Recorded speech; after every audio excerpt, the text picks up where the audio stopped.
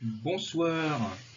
Il peut arriver que lors d'un examen, on vous demande de faire un commentaire ou une analyse linéaire d'une scène d'exposition d'une pièce de théâtre. Alors, qu'est-ce une scène d'exposition?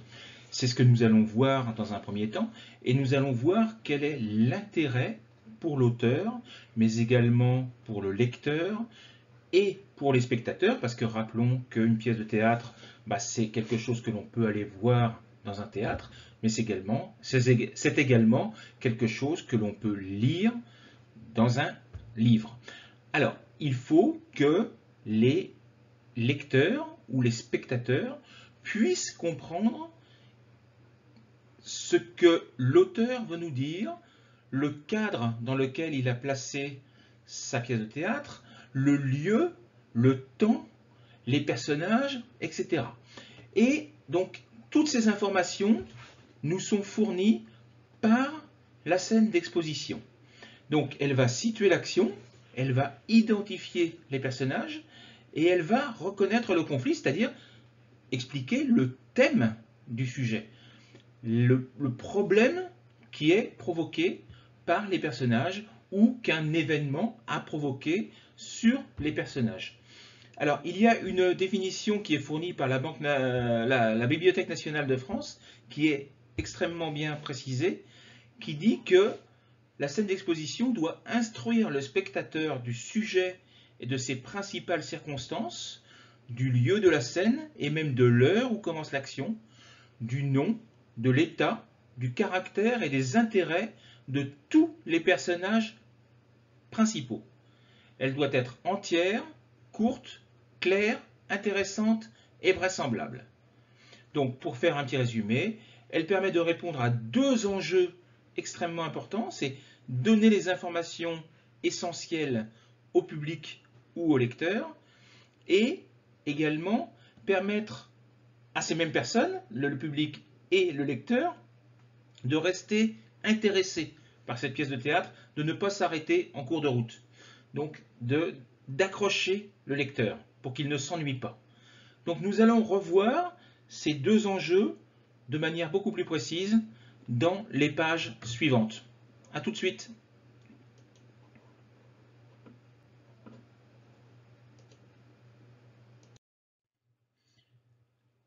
Premier enjeu, il faut que le créateur de la pièce de théâtre fournisse les informations nécessaires au lecteur d'un côté, mais également au spectateur qui est dans la salle.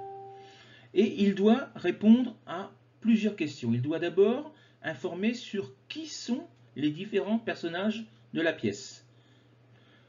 Où sont-ils? Quel type de scène, c'est-à-dire quelle est l'histoire qui est racontée? Et quel est le registre? C'est-à-dire, est-ce que c'est un registre tragique, une comédie, une farce, etc., etc. Je vous le rappelle, au théâtre, il n'y a pas de narration possible. Toutes les informations, tous les renseignements nous sont donc fournis de deux manières différentes. Un autre problème à résoudre pour l'auteur, c'est que la pièce de théâtre peut être vue, mais également lue, comme je vous l'ai dit tout à l'heure, et la manière de nous renseigner ne sera pas la même. Donc, deux manières différentes, je vous l'ai dit. Ça peut être les personnages qui vont répondre à nos questions et qui nous apportent ces informations. Ça peut se faire par exemple lors d'un dialogue. Deux personnages entre eux nous présentent les autres personnages de la pièce ou se présentent eux-mêmes. Et puis il y a également le metteur en scène ou l'auteur qui va nous apporter lui aussi des informations grâce au décor, grâce aux costumes des personnages. Pour le lecteur, ces informations seront bien entendu fournies par les didascalies.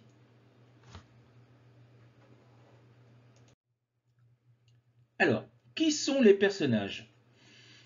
Voyons ensemble trois exemples de scènes d'exposition et la manière que l'auteur a utilisée pour nous présenter ces personnages. Dans Le Misanthrope de Molière, le personnage d'Alceste nous est présenté. Il débute la pièce de théâtre par une longue tirade, ce qui montre sa place importante dans l'organisation de la pièce. Dès le départ, on a certains traits de son caractère qui apparaissent.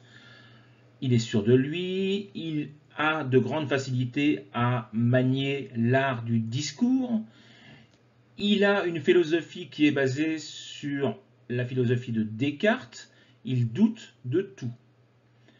Philinte, au contraire, son interlocuteur, est un personnage qui va nous montrer qu'un comportement hypocrite peut parfois être utile pour ne pas froisser quelqu'un. L'hypocrisie peut être synonyme de diplomatie. Dans le mariage de Figaro de Beaumarchais, dès le départ, on apprend beaucoup de choses sur Figaro et sur Suzanne.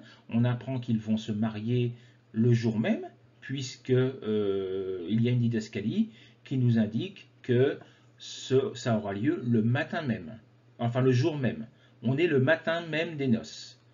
On sait également que la pièce a lieu dans un château en Espagne. Dans l'île aux esclaves de Marivaux, dès le départ, on a les deux personnages principaux qui apparaissent, qui sont Iphicrate, qui incarne le pouvoir et la puissance, et Arlequin, son valet, qui est l'exemple type du valet.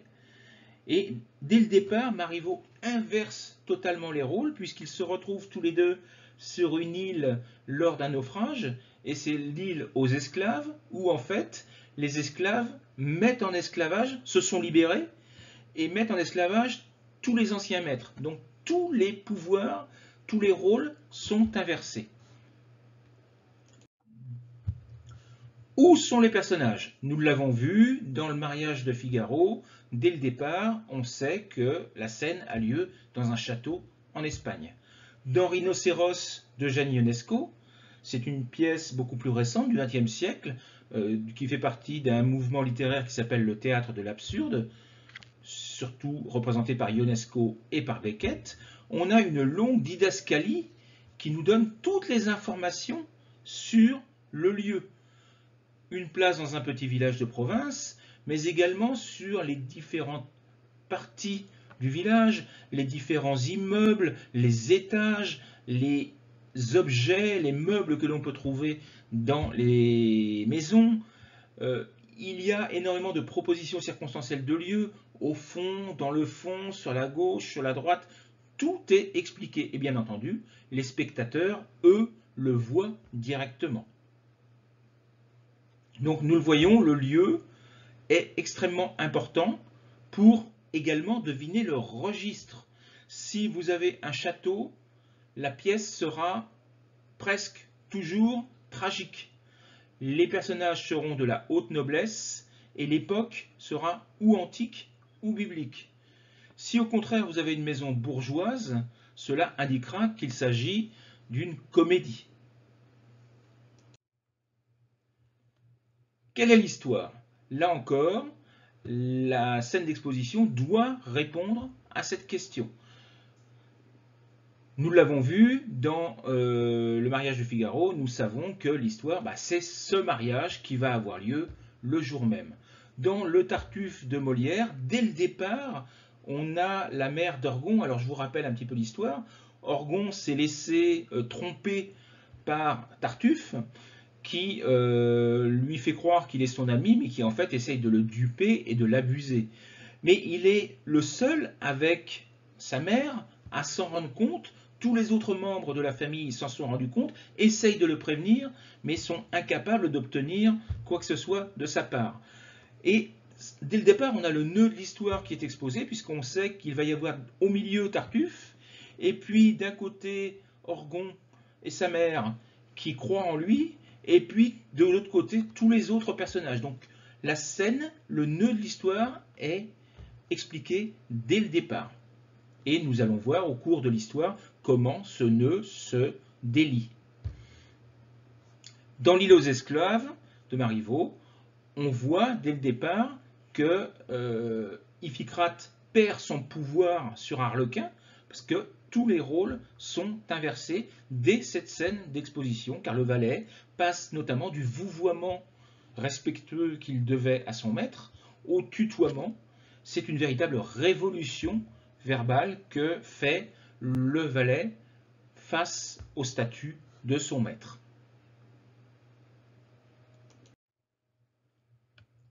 Comment la pièce est-elle jouée? Nous l'avons vu tout à l'heure, un château indiquera systématiquement un registre tragique et la noblesse, la haute noblesse des personnages. Nous l'avons par exemple toutes les pièces de Racine ou de Corneille. Presque toutes les pièces. Une maison bourgeoise, au contraire, indiquera que le registre est comique. Ce sont les pièces de Molière. Si vous avez une campagne et des personnages du tiers-état, vous aurez certainement une farce, etc., etc. Donc, chaque registre a ses caractéristiques spécifiques. Les costumes que vont porter les personnages vont nous permettre également de bien comprendre à quel moment on se trouve, à quel endroit on se trouve. Il arrive toutefois que ça se complique un petit peu quand certains metteurs en scène décident de revoir totalement leur mise en scène. C'est par exemple le cas dans Antigone de Jean Anouilh, qui est censé se dérouler à l'Antiquité, mais les décors, les costumes sont contemporains, et Jean Anouilh voulait montrer l'intemporalité des thèmes qu'il a abordés.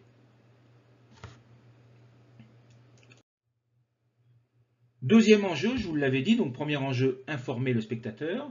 Deuxième enjeu, accrocher le spectateur. Donc il faut éviter d'ennuyer, parce qu'ils ne vont pas passer leur temps à expliquer au public ou au lecteur qui est qui fait quoi, où on est, etc., etc. Ce serait ennuyeux, les spectateurs n'arriveraient pas à accrocher. Donc comment y parvenir? Il y a deux techniques. Il y a la première qui s'appelle in medias res, donc qui est du latin, qui veut dire au milieu des choses. Ça veut dire qu'en fait la scène a déjà débuté lorsque la pièce de théâtre commence. Nous sommes en pleine action. Donc le spectateur se trouve directement plongé au cœur de l'histoire qui a déjà commencé sans lui. Donc il va avoir envie de savoir ce qui s'est passé parce que les personnages vont au fur et à mesure de la pièce lui donner les clés, lui donner les clés, oui, qui vont lui permettre de résoudre les problèmes. Nous avons par exemple dans le Misanthrope de Molière la pièce qui commence par une question « Qu'est-ce donc? Qu'avez-vous » Et évidemment, le spectateur ou le lecteur se dit « Mais qu'est-ce qu'il a en effet? Que lui arrive-t-il » Et on a envie de savoir ce qui lui arrive. Donc l'événement qui a eu lieu, on ne le connaît pas, ça pique notre curiosité et on a envie de continuer à lire pour savoir ce qu'il se passe. Jean Cocteau, dans sa pièce Bacchus, pareil, « Je t'ai fait peur ?» Il engage sa pièce de théâtre par quelque chose qui a eu lieu. Qu'est-ce qu'il a fait pour que son interlocuteur ait peur?